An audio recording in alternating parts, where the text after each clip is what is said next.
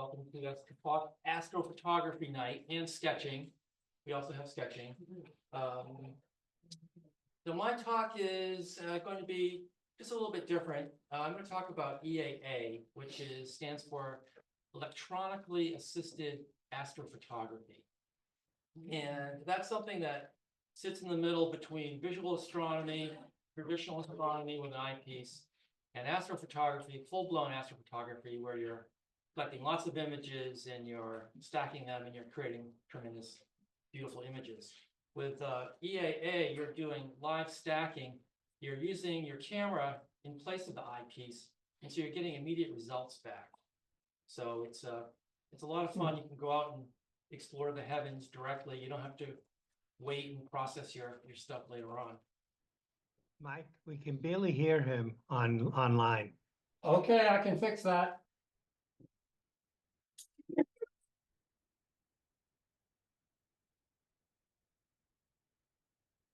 Are you ready?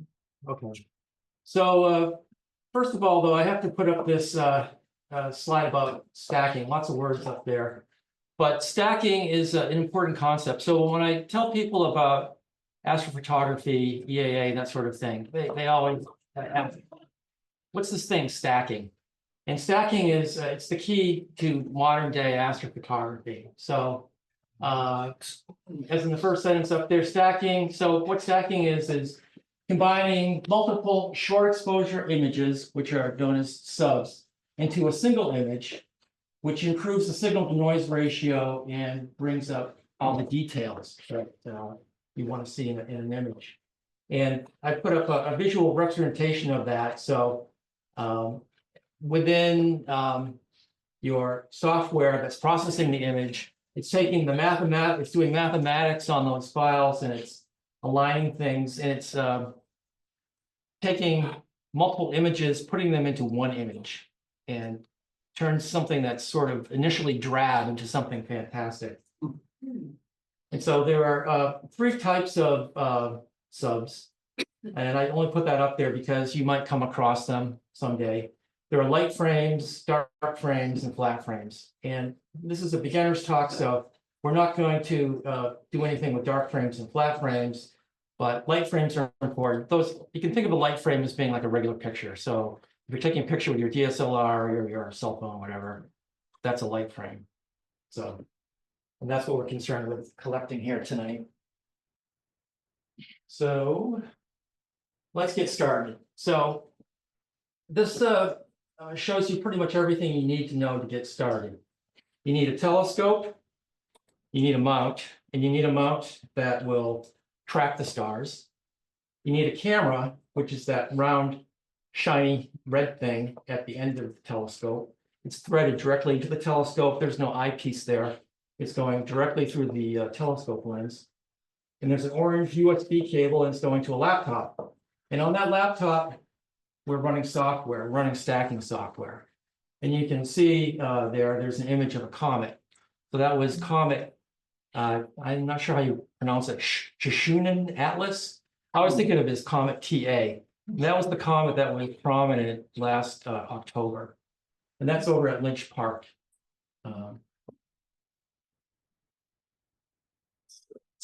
Let's see. In Beverly, right? Yep, in Beverly, looking over towards Salem.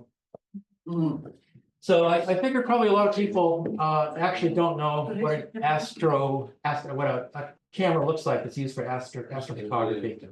It's you can use a DSLR, but it's much easier in a lot of ways to use a specialized camera. And this is what they look like. Just a round piece of aluminum. It's stuffed with electronics, and there's a sensor in there, a camera sensor. And that's what's over in the left-hand picture. The sensor is down inside that hole. It's covered with a piece of anti-reflective glass, which always tends to collect dust. So you have to be really careful to keep the dust off of that. And you can attach it either directly to your telescope using adapter rings and thread it in. Or if you don't have that, you can actually use a diagonal. So you don't have to not having the right adapter rings and things like that get in your way. You can go directly to a diagonal. And so this being beginners, beginning EAA, we're going to use beginner software. This is made by the camera manufacturer, ZWO. And ZWO is the largest manufacturer of astro cameras, and probably the one you would start off with. This is Free Studio. It works with ZWO cameras, and it actually works pretty well. There's fancier software you can use. There's more specialized stuff, but for beginners, this is great. So you can use ASI image to help you get your image lined up and get focused. And there's ASI Live, which is the one we actually use for stacking. And so the first thing you need to do then after you get your telescope aligned, you need to get a nice tight focus. And this is an example of a pretty well-focused star. And you can tell that because you can see a lot of small stars, dim stars, points of light in the image. Focusing a camera is just like focusing with an eyepiece. If it's out of focus, it's fuzzy. When it gets in focus, it gets sharp. So it's not really too complicated. In order to achieve your best focus, you can use some other tools. It's unfortunately kind of small there. There's a measurement of how good your focus is that shows up on that can show up there. You can use it to manipulate, but you can actually just kind of like do it by eye, literally. So the next thing you want to do then is to go over to your object. And in this case, we're going to go to the Orion Nebula M42. So I'm using the ASI image software here to just help get lined up, get centered. And this is nice because it'll give a pretty much continuous video feed. So you can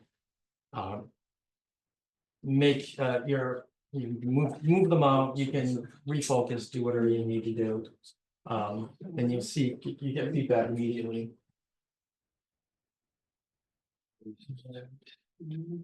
On the next one. So then we're going to start stacking. And this is M42 with our first image. It's a 30-second image, and you can see actually there's a lot of detail there already in just 30 seconds. You know, it's a lot more dramatic than you'll ever see through an eyepiece, at least any normal telescope. And this is through a 100mm refractor, so a relatively small telescope. And so I think that's actually, for me, that's very inspiring because here you are, you're starting off and, you know, you already have this great image and we're just getting started. So in this case, we're going to go out for 10 minutes. And if I go back and forth a little bit, you can see there's more detail here. There's also a sort of burned out section up in this area where the trapezium is, where there are four relatively bright stars that are grouped together. They tend to make that area kind of blown out when you're doing long exposures.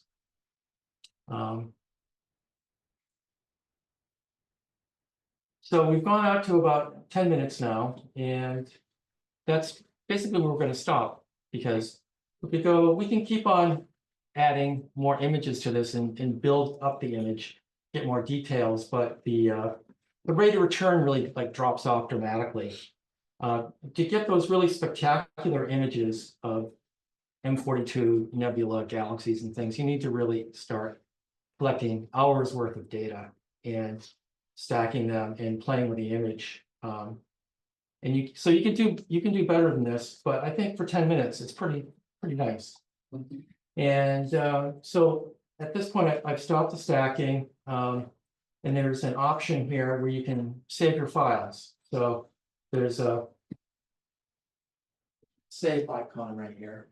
You can click on that and it will save two files for you. It will save a JPEG file, which looks exactly like what you see on the screen. And it will save another type of file called a .fit file.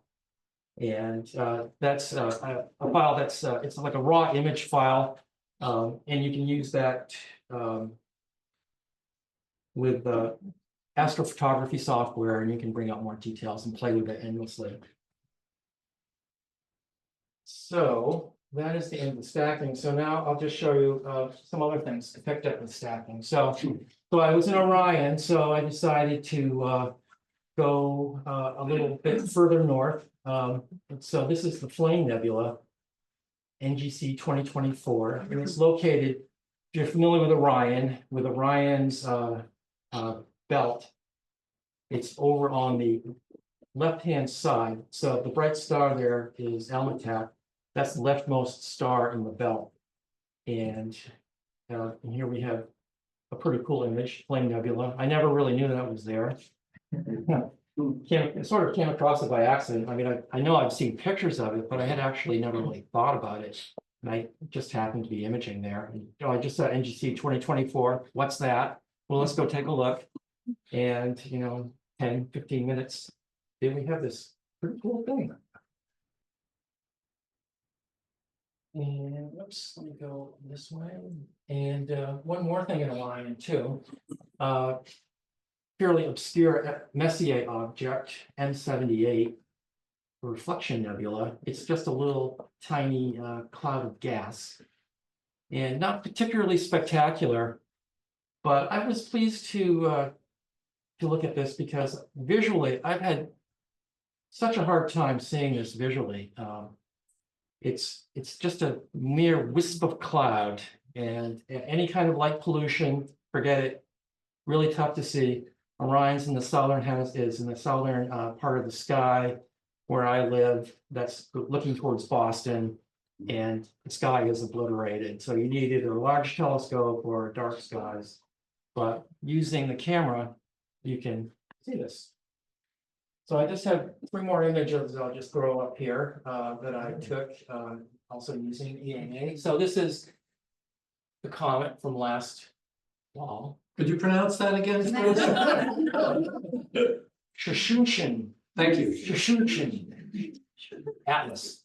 That part's easy. And everybody's favorite here, M31, the Andromeda Galaxy. And I think I imaged that the same night as the comet. So that's M31 in the middle, the Andromeda Galaxy, and there are a couple blobs here, M32 and M110. M31 you can see pretty easily with a telescope, but you don't see the dark lanes and things like that. And then my last image is this one, NGC 7479, which is a barred spiral galaxy in Pegasus.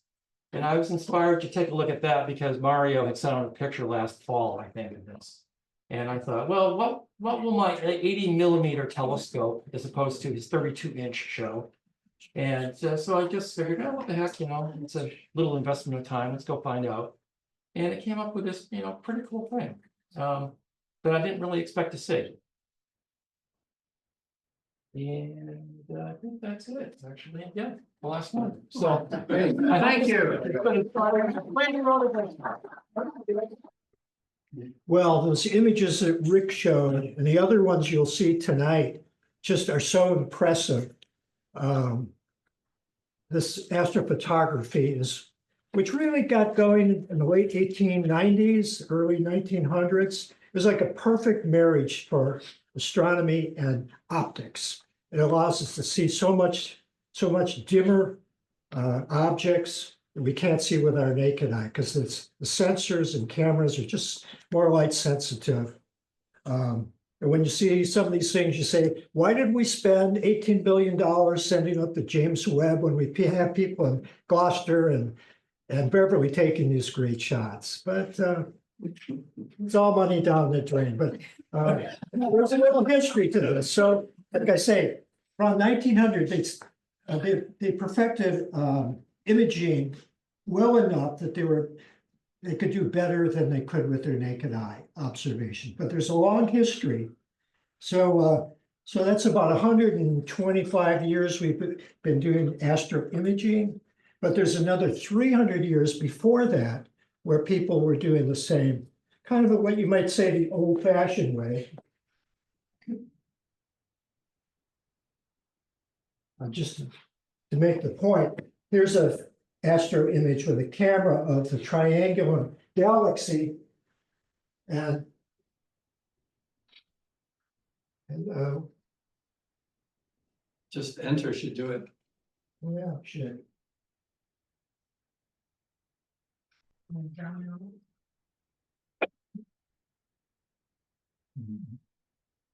And this is a free astro imaging. This is what you can see optically through a telescope.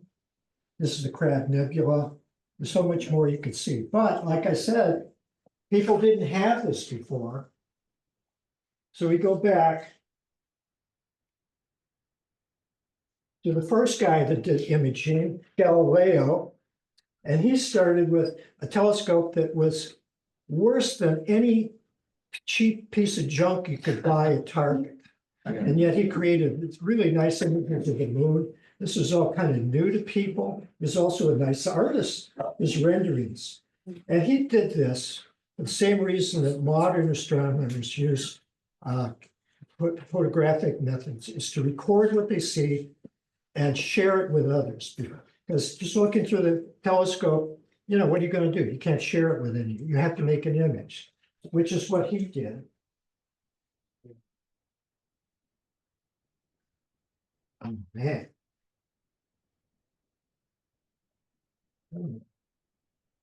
Hit an arrow. Yeah, I'm hitting arrows. Anything that looks like an arrow, I'm hitting it. That's the problem. It's the down one.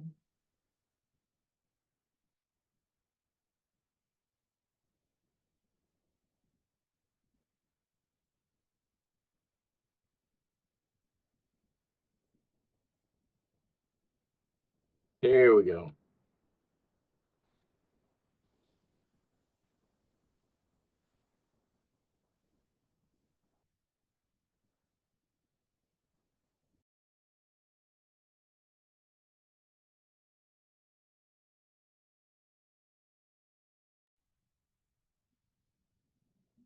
Is Dick talking? I'm not hearing anything.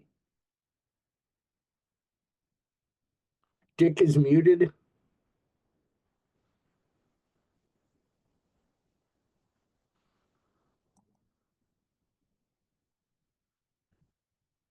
Sketching, even up to, here's our fellow New Englander Percival Lowell with his sketches of what he thought were canals on the planet Mars.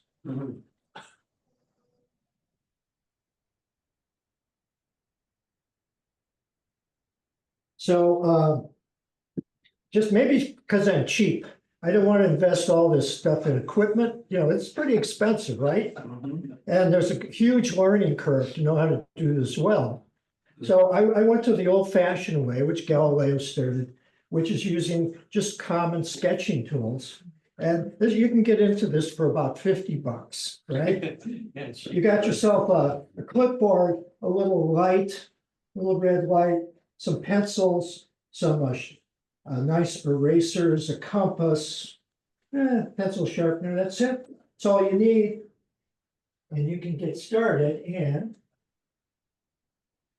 I started out doing, in equipment, you don't need a lot.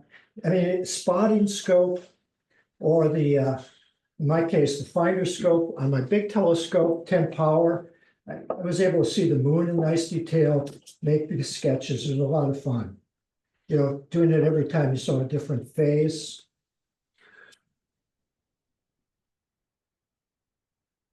And then I started looking at, in more detail, at higher magnifications at the moon.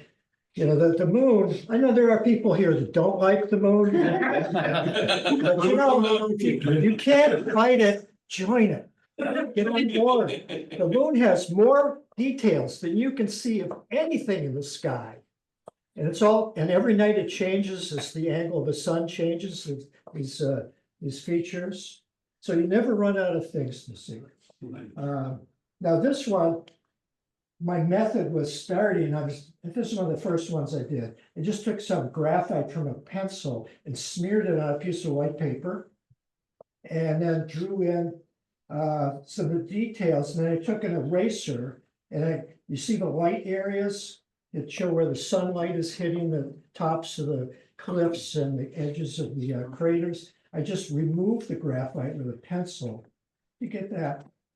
And There's so much detail. Sometimes I think I've got it done. And then next month I go back and look at this through the telescope. I said, I missed about 13 craters. There's just so much detail on the moon.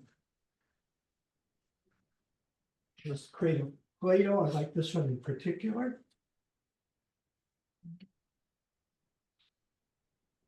And I tried this method. Some sketchers use this. Here I took a piece of black paper and I took some white chalk and I smeared it in the area of interest. This is the straight wall, or what do they call it? What's the name? Remo recta or something like that. So I smeared it with some white chalk and took a charcoal pencil and filled in the black where the deep craters are, and used a white pastel pencil to do the areas that were highlighted by sunlight. That worked out pretty well. And somebody that knows this, I was showing it to him, I thought he was doing a great job. He says, oh, you missed there's a crater right over here. It's pretty big. You missed that one. Unfortunately, you can go back and touch it out. And anyway, most people wouldn't notice it anyway. So here's another one with that method. Copernicus. Crater Julius Caesar. This one, I found some paper, that gray paper, that's pretty much what the mare areas of the moon, that's the kind of color you see. And I just used again, a charcoal black pencil with the dark spots and a white pastel pencil to do the sunlit areas. And then now down in the lower left corner is a rill, which is a wide cleft. I don't know if you ever noticed it, that if you look at a map of the moon, all the craters and features are named after philosophers, mathematicians, scientists, astronomers. So Julius Caesar, how did he get in there? Yeah. So I looked it up today, and some Italian astronomer from the 19th century said, hey, Julius Caesar, he introduced the Julian calendar, a great reform in keeping time. So that's how he got out there. This is not big corporations. Now, little stuff with planets. Mars is always hard to do, it's so small, and if there's any turbulence in the atmosphere, it's not so good. This was from the last time it was really close to us, 2020. But here still you can see that there's the polar ice cap on the top. And it's the top most image. You could see a lot of nice detail. I can't remember what that's called, that particular formation. Certus Major. There it is. Or that gray splotch. The only one, no. So I got some good optical or eyeball views of it. I didn't do any sketches this winter. Back in January, mid-January, it was at opposition. Got good views, but in mid-January, do I want to stand out there with a clipboard for an hour and a half? No. Why? Okay.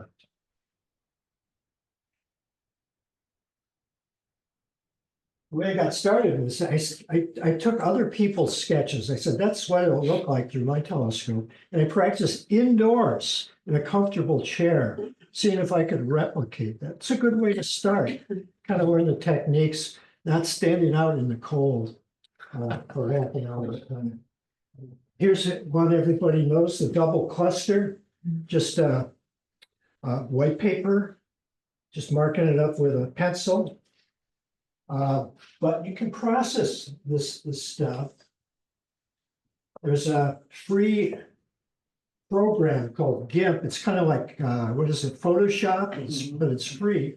And you scan that into that, and you reverse whites to blacks and blacks to white, and you can do some other manipulations so that it looks like you're looking through the eyepiece. And that kind of hazy area around the two brighter stars, you know, there's so many stars in the double cluster.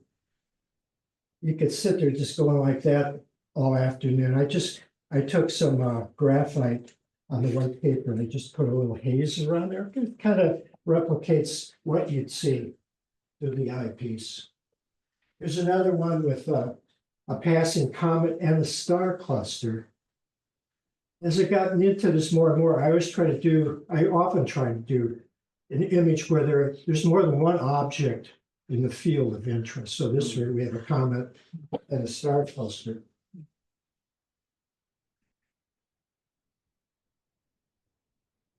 I think most of you know this one, the Western Veil.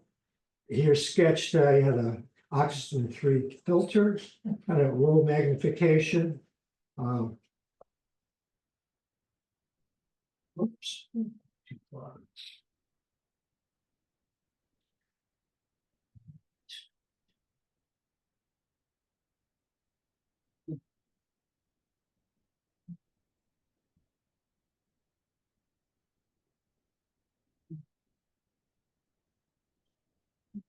So there it is after I processed it would be kind of like that one. Nice. Very nice. Okay, we're getting to the end. What do I ask? Can do galaxies. This is M101. Yeah. Usual method is you draw with a compass a circle and you do a clock face around it. Those won't be in the final image, but it allows you to kind of position the brighter stars in the right positions. Those numbers kind of help you. And then you fill in the smaller stars as well as you can, and then you start working on the object of interest. What I did with this one, in the lower right, I smeared some graphite with a pencil and then took a Q-tip and smeared some of that on that and just kind of worked it around till I got the right image I wanted to, and then took a sharp eraser and took away some of the graphite that was in the wrong spots, so that when I processed it,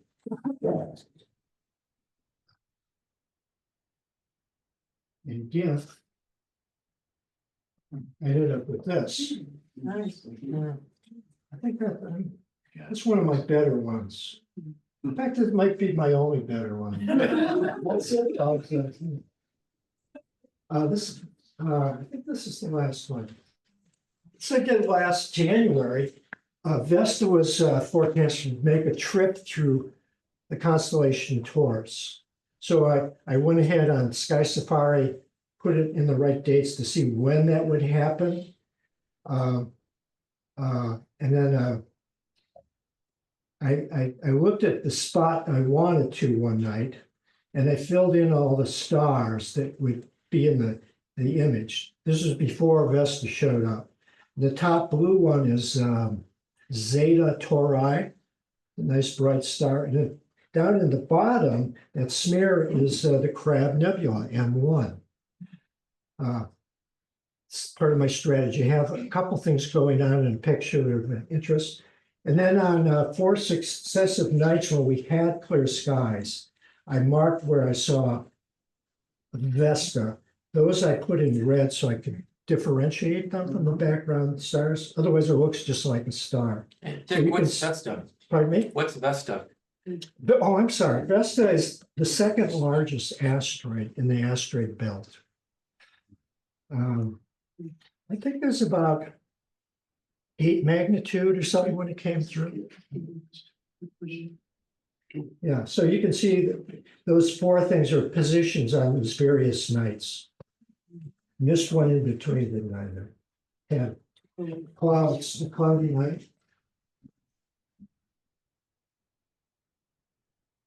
There's another one. One thing I recommend, especially about if you do this, what it'll do for you, it'll make you a better observer. If some of you probably do oils or watercolors, landscapes, etc. If you have to draw something or paint something, you have to really look at the details. Yeah, I think most of us, we're used to looking at something in the sky, dry, we say, oh, that's cool. Yeah, I like that. Going into the next one. But if you have to draw it, you have to really look at it in a different kind of way.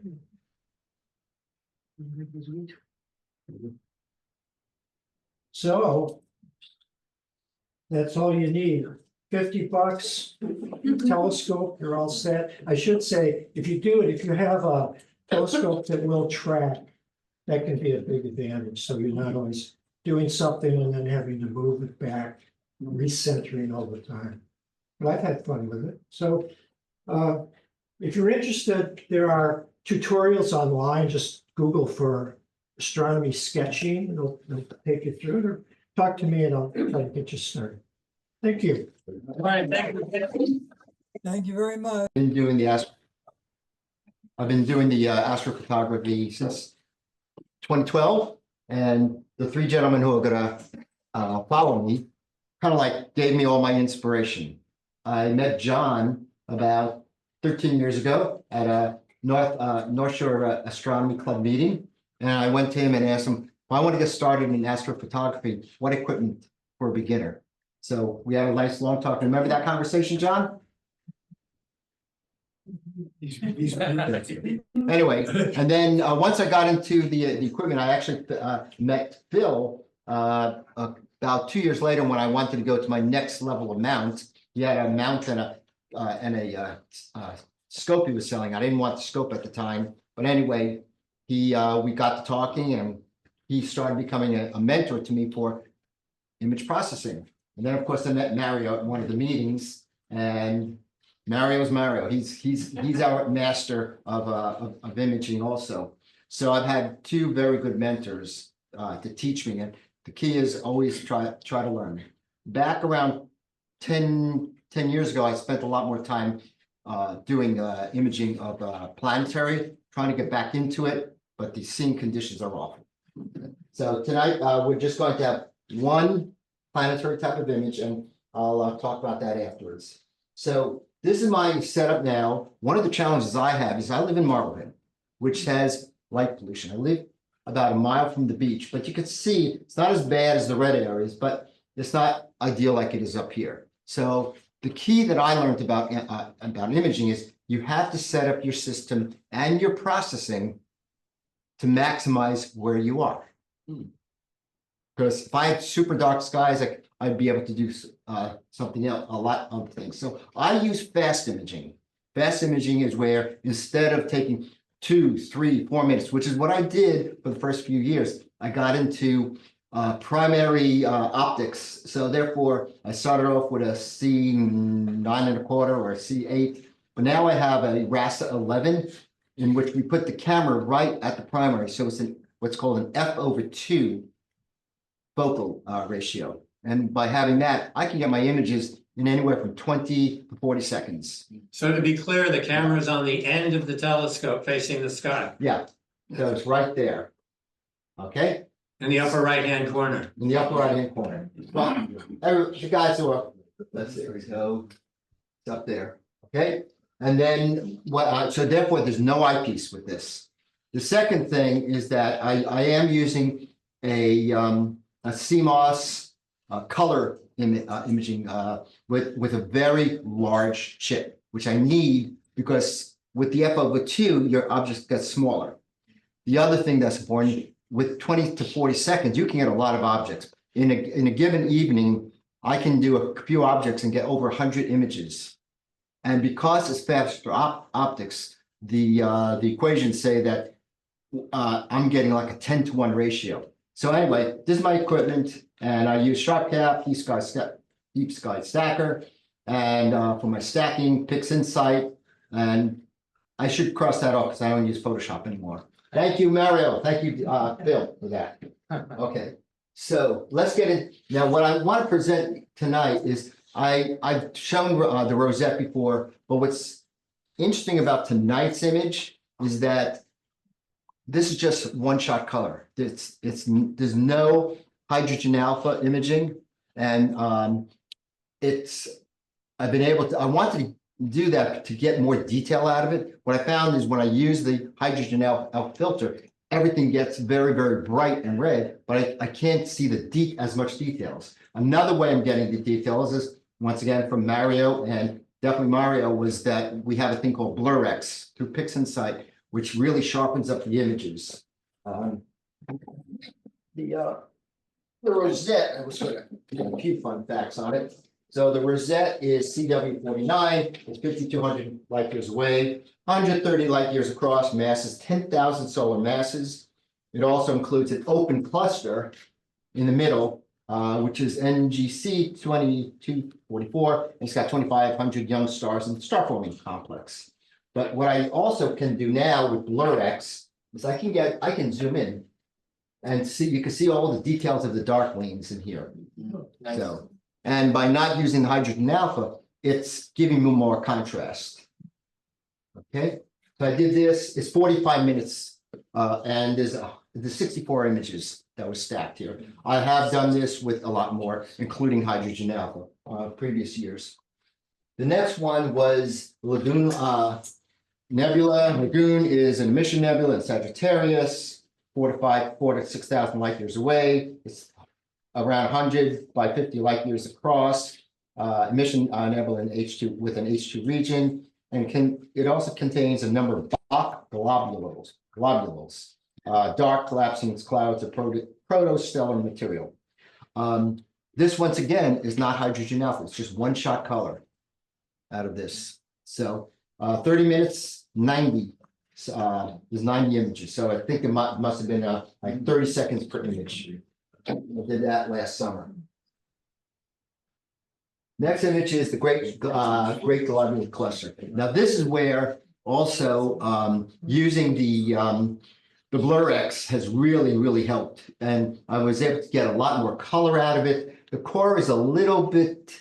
I've been able to establish more detail into the core, but using this the BlurX, it's just bringing it out and making it pop out.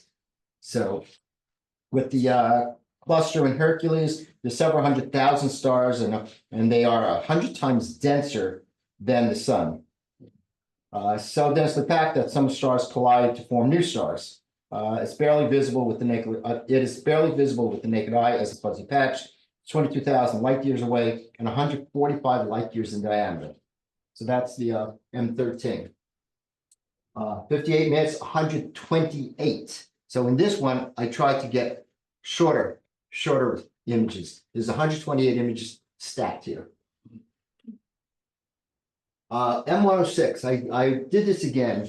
The thing about 106 is that it's part of a group in the Canis Venatici, is that how it's pronounced? 23.7 million light years away.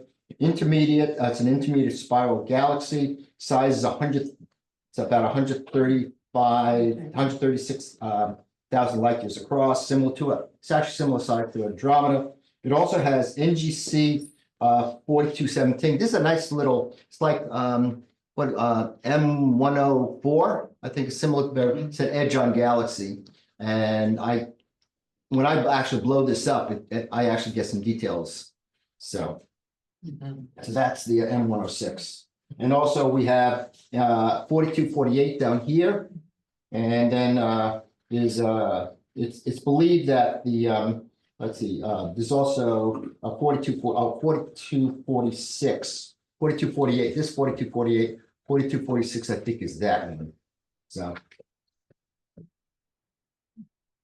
this is one of my favorites. This is the Needle Galaxy, and the Needle Galaxy is 44 million light years away from Coma Berenices, I think. Berenices. And this has 125 images stacked. That's an error, 61024. Let's see, it's more luminous than the Andromeda Galaxy, and it has a satellite of 4562. That's this one right here. Now, the next one was not a new one, but I took an old favorite. Some of you may have seen this already. But over the winter, I always say, what do astrophotographers do on cloudy nights? They reprocess their old images. And as I said, all the images I showed up to now has all been with my ZW Optics CMOS camera. But I have on the larger objects, I've actually done I've used my 60DA camera, and it's a Canon astrophotography camera, but it's a DLSR camera. And this was Andromeda, which I actually took in 2019, and it's 72 minutes worth. And you could see the M110 and also 32. But what I did was I wanted to reprocess it. Thank you again, Mario. And I used BlurX on it, and I was able to not only bring out the detail, things just started to pop. So I'm going to show you a blow up of it. I couldn't get this type of detail previously without BlurX, and I can zoom in even more, but you can see all the dark lanes in here. So, and you can even see a lot of the nebulosity all throughout. I couldn't do this previously. Barry, how far away is this thing? Oh, okay, Andromeda Galaxy. Sorry about that. That one is, I think it's 2.5 million light years away. 2.5 million. Yes. Yeah. 2.5 million, 220,000 light years across, 1 trillion stars. It also has a satellite, I said M32, M10. It's part of our local group, Milky Way, and the Triangulum. I didn't show the Triangulum because I've shown that multiple times. That's one of my favorites, the image. And they believe that the Andromeda will collide with the Milky Way in about 4.5 billion years from now. So. We survive. Yeah, and I also have a note here that says it's accompanied by 14 dwarf galaxies. So once again, this is just the Andromeda galaxy is too big for my ZW optics, so I said let me reprocess it. So the data's there. Might as well always sharpen your skills. Now, how many saw the eclipse last night? Did you? We had clouds down in Marblehead. Okay, and I looked outside, couldn't see anything at midnight, so I gave up. However, Wow. now I said total eclipse, but I'm going to show you. I want to show some really good images I was able to get on the total eclipse from 10 years ago. But it's something that when I did this image, I did that with my Williams Optics triplet. It's a with the 60DA camera. And I stood out, I took 2-minute images from start to finish, and we had crystal clear skies. And I found out some very nice things. So that's what it looked like with the whole phases. Okay. I don't think I could ever repeat this. Considering, look at the time frames also. That was nice. And another image that I took was, but you could see also how different during totality, as it was working its way through totality, how the total eclipse did change. Like here it got really, really dark. And here you could see the moon image coming back. And then what I also took was I took a superimposition here, where over the time of the total eclipse, I registered it all to that star up there, upper left. And what I want to do is I'm showing the movement of the moon in just 45 minutes. So I used some transparency features in Photoshop. And then the last thing I'll show is I actually created videos of it. Is the exposure the same? Excuse me? Is the exposure the same? I don't remember the exposure. I know that obviously before the total, the exposure was very, very, it must have been like 120, over 250th of a second, something like that, because it's so bright. But when I got into the total eclipse, I might have been maybe 1 over 10 seconds. Yeah. We hold the questions till the end. We've got a lot to get through. Okay, so Thank I'll you. just show you a quick video. Come on, here it goes. Oh, so this is the start. Hey, that's a dream right there. Okay. Come on. Now. Do that. Okay. And this is during the total eclipse.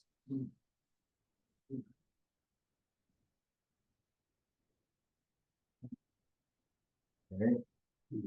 Then, oh, come on. This, there we go.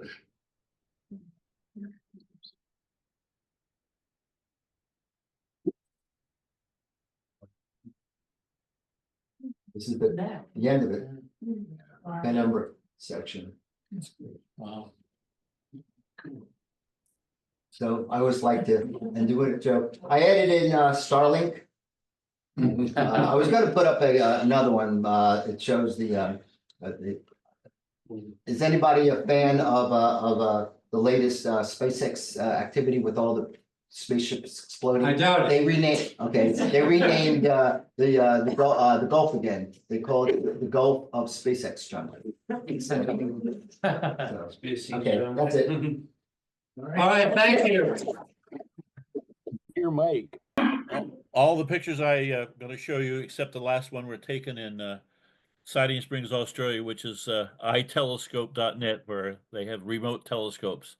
This shows you how good the all sky camera is at this location. And there's some of the telescopes that I've used. And that's a plane wave 20-inch. This is a Takahashi 90 millimeter.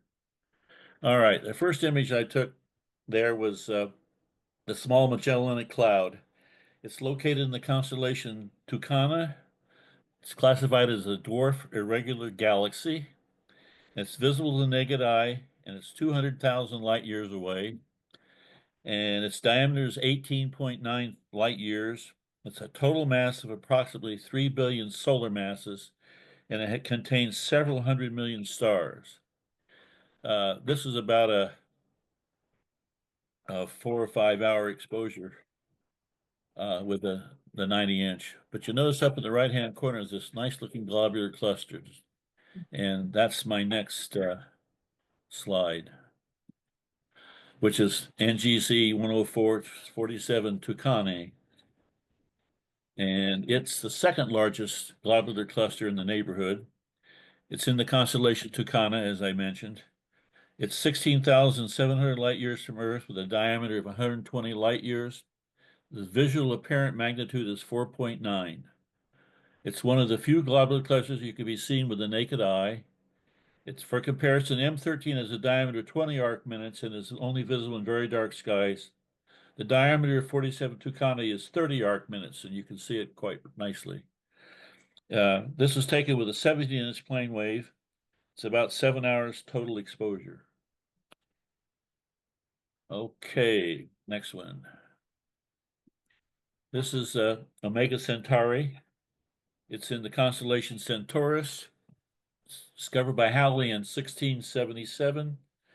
15,800 light years from Earth with a diameter of 180 light years or 36.6 arc minutes. 10 million star central region apparent magnitude of 3.9. It's visible to the naked eye and is as large as the full moon. There's some evidence that there's a central black hole in this thing. I haven't found it yet. Stars in the core are so crowded that are estimated to average only 0.1 light year apart from each other. And I took this in Siding Springs with a 12.5 Ritchie Cranian Cassegrain at f9.3 and an SB IG ST8 XME camera. Total exposure of 6.5 hours. All right, well, moving on. This is NGC 3372, the Eta Carina Nebula. It's a diffuse emission nebula in the constellation Carina. It's 8,000 light years from Earth with a diameter of 400 light years and an apparent magnitude of 1. It's one of the largest emission nebulae, 3 degrees by 2.5 degrees in size. For instance, in comparison, the Orion Nebula is only about 0.9 degrees. At the center of the supermassive star called Eta Carina, which is a mass of about 100 to 150 times that of the sun. Luminosity is 4 times that of our own sun. The red color is due to hydrogen atoms at 6.56 nanometers, and this was taken at Siding Springs with a Takahashi Sky 90 wide field refractor and an SBIG ST2000 XM CCCD. Total exposure 11.5 hours. Right, next slide. This is the NGC 2027, the Tarantula Nebula. It's an emission nebula in the constellation Dorado and is in the Large Magellanic Cloud. It's 163,000 light years from Earth, a diameter of 3,000 light years, apparent magnitude 5.4. It is a core R136 of between 500 to 1 million suns. It is 40 arc minute by 25 arc minute in size. The luminosity is so great that if it were as close to the Earth as the Orion Nebula, it would cast shadows. And the nebula is mostly this thing in the middle here, this thing that looks like a spider. This is actually a 2-panel mosaic, and I added some O2 and some sulfur to this. I didn't do much hydrogen alpha. I cropped the image. There's if you saw the whole thing, there's a beautiful little globular cluster down here on the left, lower left-hand corner. It's got all kinds of stuff in it. I can't begin to tell you what they are. However, supernova 1987A occurred in its outskirts out here somewhere. And this was taken with a 20-inch plane wave and a total exposure of 8.5 hours. All right, getting here to the end. My last exposure is the Southern Pleiades. This is this over here in the right-hand corner. I took this from a new place I just discovered recently. I used to take a lot of pictures in New Mexico and Spain on the remote observatories, but the weather's been so bad in these places that I could never get time on them. So this is in the in southern Chile, just about 100 miles north of Santiago. There's a new observatory there in the Rio Huerto valley at about 6,000 feet. And I took this image with a 20-inch plane wave. It's cropped a lot, but it's an open cluster in Carina. It's easily visible to the naked eye. It's one of the nearest star clusters to Earth, to us anyway. Centered about 149 parsecs away from Earth. Its apparent magnitude of 1.9. Its apparent dimension is 50 minutes by 50 minutes, and its estimated age is 13.7 million years. And that's the end of my presentation. All right, John, thank you. Thank you. Okay, how do I get out of here? I did that for you. Good, thank you. All right, Mario, you're all set. Okay. I'm glad I didn't show southern objects. That was a nice show, John.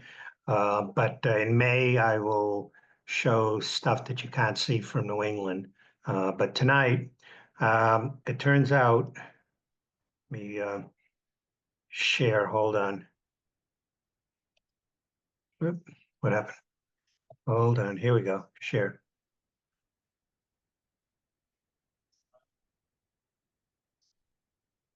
There you go. Okay. All right. So what I thought I'd do tonight is give you a preview of what's going to be in Sky and Tell in June. I have an article going in there. It's been finalized, going to print, in fact, later this month. You guys should get it the end of April, early May. But it was going to be the best multiple galaxy images, views you can see through a telescope or image through a telescope. They changed the title to Viewing Galaxies by the Bunch. I don't know if that's catchier or not, but that's what we're going to do. So this is the 3190 group. It's in the main of Leo. sort of just behind the back of the head and the upper neck. And it's just a really neat three galaxies. There's only 4.4 arc minutes across, 3190, and it's the disturbed galaxy, as you can see, not as disturbed as this one. These two are interacting, 3187. And that's from the galactic tidal waves that affect. Then you got 3193, which is kind of in the area but not interacting. Next is 3226 and 3227. It's an interacting pair. It's just 50 arc minutes near Gamma Leonis, double star. And it's also known as ARP 94. It's at 11.4 mag, and they're relatively easy to see. And they're only separated by 2 arc minutes, with the 3226 being extremely disturbed with the interaction with 3227. This is M105, which many of you I'm sure have seen, but next time you look at it, look for NGC 3384 and 3389, which are right nearby. And now M105 is magnitude 9.3. This one is 9.9, and this one is 11.9. So a little harder to see, but if you get reasonable scope, you can see all three. Makes a nice triplet pair. All right, next is NGC 3166 grouping. This is on the border of sextants, and they're 8 arc minutes apart, and at 10.4 and 10.2 mags respectively. They're easy to see and rather interesting to look at. Then you got 3165 as an added bonus. All right. Next, you go up near the North Pole. This is only 5 degrees from the pole, or 4 degrees from the North Celestial Pole. And you come across, these are seldom seen or observed, but I like them. NGC 2300, which is a little difficult to see. It's a disturbed spiral because of this bright star right next to it. That's SAO 1148. The other one, 2276, is easy to see because it's further away from the star. But if you put this star at the edge of the eyepiece, you can see both. And it just makes a nice sight. Very few people ever look at this because it's so close to the North Pole. But they're known as ARP 114 and are 90 million light years away. Now, here's one of my absolute favorites in the sky. Some of you must have taken a look at this. NGC 3718. This field of view is just astounding. You can see my arrow, right? Okay, so 3718, it looks like it's an open spiral this way. It's not. Believe it or not, this is an edge-on galaxy, and you can tell that because of the dust lane that crosses the center. It's edge-on this way, but the spiral arm got warped up on this side and warped down on this side, probably from an interaction in the past with 3729. But it's one of the weirdest galaxies in the sky. So if you ever take a look at this, take a good look at the fact that you can see this central dust lane, so you know that this is on edge, which it actually is, and this is a spiral arm up and down, incredibly warped. And then to add excitement to that, look below it, and you see, let's see, that's my place here. Mario, is this with your 32-inch scope? Yes. Okay. But you can do this with smaller scopes. It's reasonably bright. Is that 30, you got that 3716? Yeah. Okay. 3716. It's well worth the look. I'm sorry, 1 second. 3718, I'm sorry. Okay. And I'm blocking on the name of this grouping down here.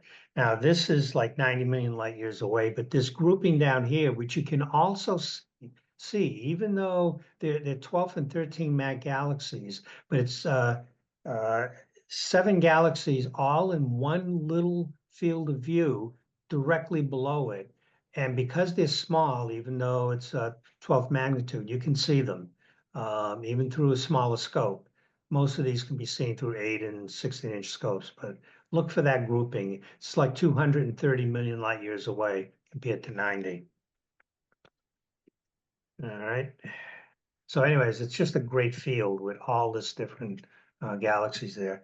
Now, here's one you've all seen, M51 with NGC 5195, but don't forget this is a double galaxy. So it's probably the best 2-galaxy view in the entire sky anywhere, north or southern hemisphere.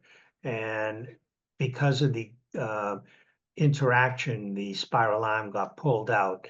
They're not actually touching. This is in front of it. This galaxy, I think 50 million light years went through and caused this intense starburst formation, which is why M51 has such stark and sharp features and has so many H alpha regions.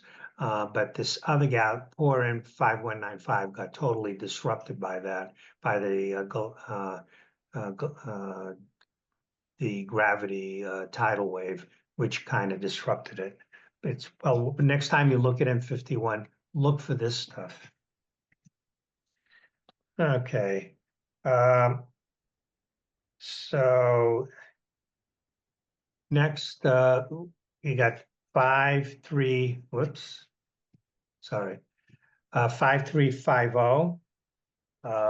which is and 5353. It's an interesting galactic mix-up of a whole bunch of galaxies. It's known as Hickson 68, but you got a nice spiral again next to a bright star, so you're going to have to put the eyepiece kind of at the edge. Then it suddenly pops into view, and then you got this. It almost looks like the twin galaxies in Virgo, but it's 2 galaxies. And you can see a connection between them, so they're interacting. And then for a little challenge, but you can do this, 5355 and 5358. So you got a whole host of galaxies in one nice field of view. All right, now you go deep into the heart of Virgo. This picture is not going to be in the article. It's just to orient you. Macarian's chain. There's a whole host. Now, all the other views were galaxies within a few minutes of each other. This is a wide field view through one of my smaller scopes. But just to orient you, you got M84, M86, and let's go on to what's there. So 44, 38, and 35 up close is like this. So you got 35, which is an edge-on lenticular, and then you got 4438 that clearly was a spiral, but extremely disrupted because they're so close. Through a telescope, to a small one, you see these 2 bright spots, which look like lenticular eyes looking at you, which is why it got dubbed the eyes. And then with a little larger scope, you can start seeing some of the detail.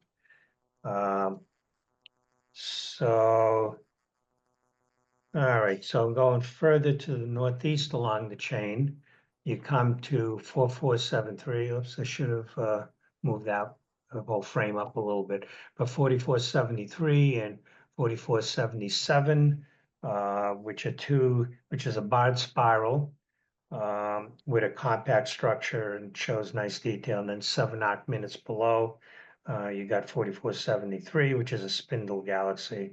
They make a nice visual appear, well worth looking for.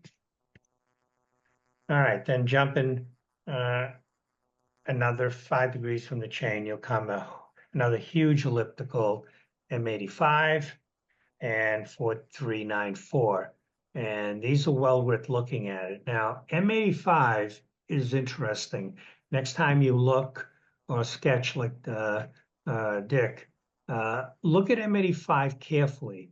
It's not a typical giant elliptical. Look at all the structure in it.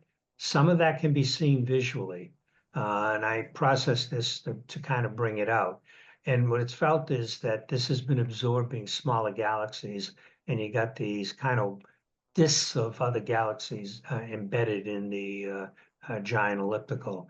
And 4394 being close to this is gravitationally affected, and it's created starburst formation, which is why it's got all this detail in it. I got to do this one in color, and I think bring that out more.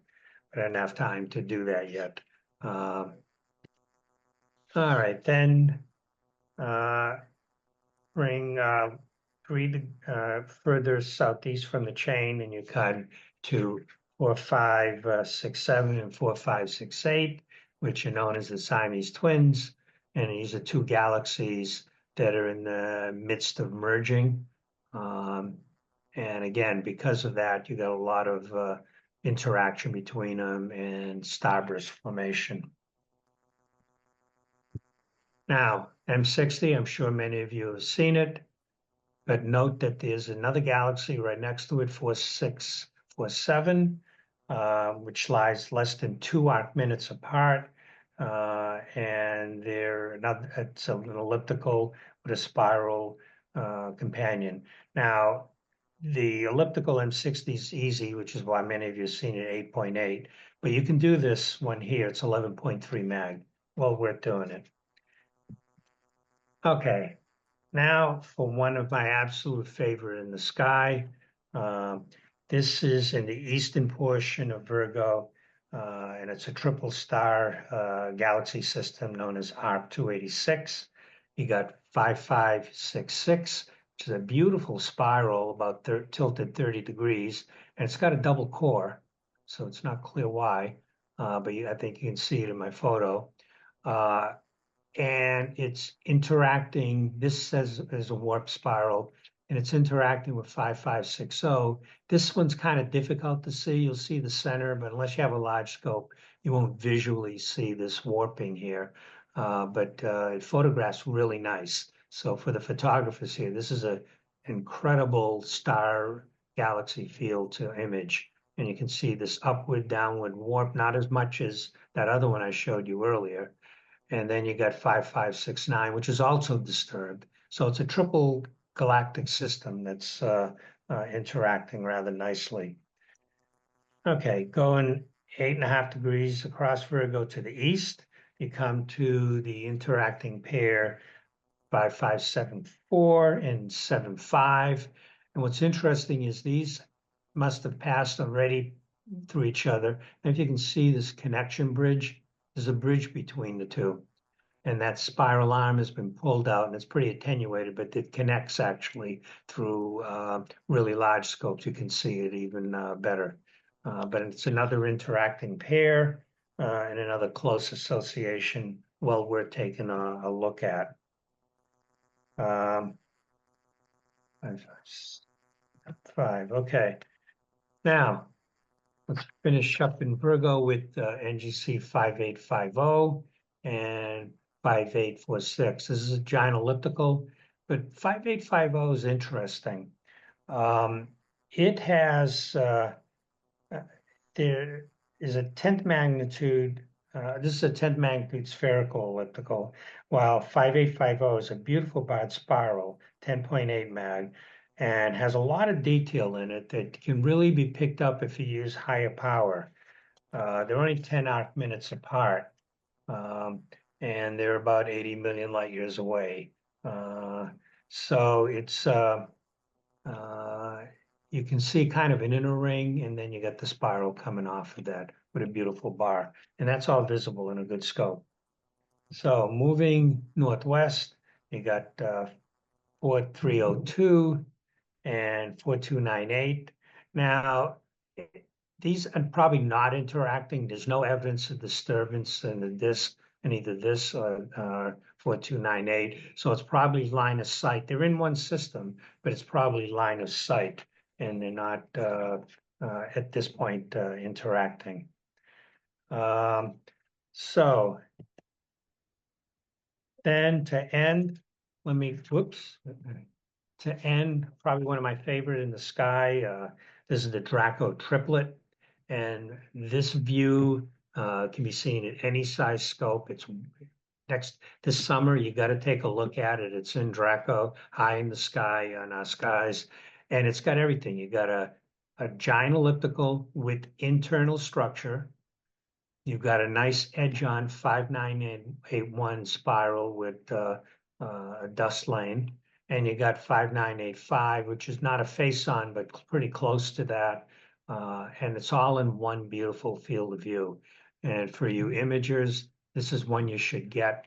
And then there's a whole host, if you can see here, here, a whole host of galaxies much further in the distance. These small ones are about 200 to 300 million light years away. And these galaxies here, I think, are how much is it? 100, about 100 million light years away. Beautiful field for these three big ones and a beautiful field to image with all the stuff behind it. So I'll stop there and you can see all this again in the June issue of Sky and Tell that's coming out.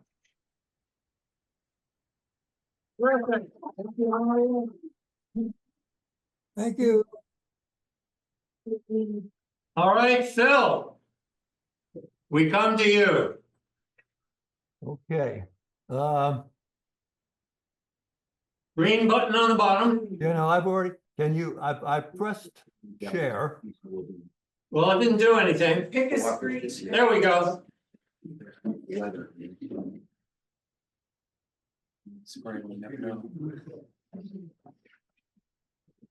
Okay. No. Somehow it started at the end. We're done. All right. Okay, so my presentation is entitled A New Perspective because I have to announce that I've captured the deep sky objects that are within reasonable grasp of my 14-inch telescope. And so I'm turning a page. I decided last fall I wanted to do something more with my library since there's nothing that I really want to photograph that's, as I say, within my grasp. And I decided to apply myself to learn the industry standard animation program, which is called After Effects. And you probably see After Effects 100 times a day. If not on your computer, then certainly on your TV. It is the most prevalent program used to create videos and animations. And at the same time, I was very fascinated by the fact that at work, I'm using the latest version of Photoshop, and it now includes substantial artificial intelligence. And one of these techniques actually will give you a view of an object, a picture that you've taken from a different point of view. It literally interprets what the point of view would be. And it dawned on me that using it, I could project how deep sky objects would appear if they were viewed from a distant solar system. So here's a diagram to illustrate the point. The Earth is A, and our twin, Earth 2, let's say it's 2,600 light years away. Viewed from Earth 2, the Trifid Nebula that we see face on would obviously look different because it would be seen from an angle. So what I did very quickly was to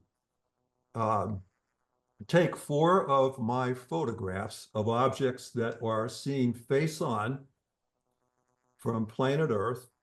And we'll start with the helix. And then I used Photoshop to interpret what this would look like. By the way, could you hear that sound? Yes, Phil. Okay, great. That means my audio was playing. So here's what it would look like if it was seen from a distant solar system on the west. Moving on, here's the blue horsehead, which is in Scorpio. And if we saw this from that was from the east, if we saw this from the west, a lot more of this foreground nebula would be obliterating the horse head. And I thought that was rather amazing that Photoshop could figure that out. Here's an object that we know very well, the Veil Nebula. And if we were to see this from the southwest, it would look more like this, much more scrunched. And finally, let's move out of our galaxy and view a distant galaxy, in this case M101, from the perspective of another galaxy that would be to its northwest, and it would look like this. Okay, so that's phase one of my presentation. Phase two is a realization that every single photograph that you've seen tonight from my illustrious predecessors and myself all appear to be at the same distance when viewed through a telescope, because we can't see perspective. We all know, of course, that that's false, and the ancients thought everything actually was on the inside of a celestial sphere, when in fact, the objects are in 3D and they're all around us. So this gave me an idea for my very first video, which was to present to you 30 objects that I photographed in the past and arrange them from nearest to far away, to most far away. And so the first one is about 250 light years away, and the last one you'll see is millions. And I call this near to far away.